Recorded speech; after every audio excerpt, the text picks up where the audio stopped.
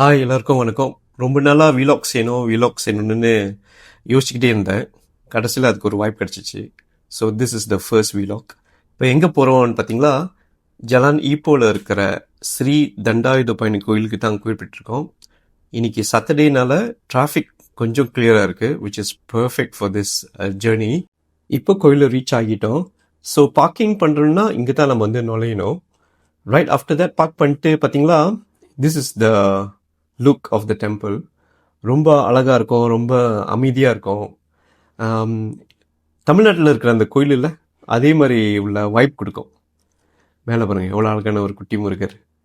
கோயிலுக்குள்ளே போகிற முன்னாடி வெளியே வந்து விநாயகர் இருப்பார். இந்த சிலையும் கூட பார்த்தீங்களா, புது சிலை வச்சுருக்காங்க. ஐ ஸ்டில் ரிமெம்பர், நான் வந்து சின்ன வயசாக இருக்கும்போது எங்கள் அப்பா கூட்டி வரும்போது கொஞ்சம் வேறு மாதிரி இருக்கும் அந்த சிலை. இப்போ வந்து இடையில மாற்றிருக்காங்க. இது வந்து அர்ச்சனை பண்ணிட்டோன்னே கோயிலை சுற்றி வர நேரம். இங்கேயும் கூட நீங்கள் பார்த்தீங்களா, அந்த ஊரில் இருக்கிற அந்த ஃபீலிங்ஸ்க்கு ரொம்பவே கொடுக்கும். மேலே அழகான அந்த ஸ்டாச்சூஸ். அப்புறம் கோயில் சுற்றி வரும்போது முக்கியமாக ஒருத்தரை நான் வந்து உங்கள்கிட்ட காட்டியே ஆகணும். இவர் கீழே தான் இருக்கார். இவர் தான் வந்து பழனி ஆண்டவர். ரொம்ப அழகாக இருப்பார். இங்கே நிறைய பேர் கூட உட்காந்து கந்த சஷ்டி கவசம் வந்து படிப்பாங்க. உங்களுக்காக நான் கொஞ்சம் ஜூம் பண்ணுறேன். வேண்டிக்கணுங்க, வேண்டிக்கலாம், கண்டிப்பாக நிறைவேற்றுவார்.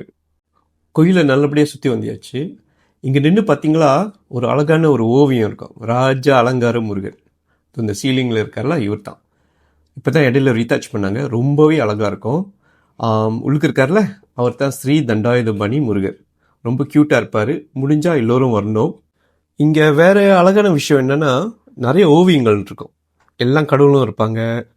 முக்கியமாக இந்த மேலே இருக்கிற அந்த சீலிங்கில் பார்த்தீங்களா, சேவல், மயில், வேலு, அது மட்டும் இல்லை மயில், நல்லா அழகான அந்த ஓவியங்களாக இருக்கும்.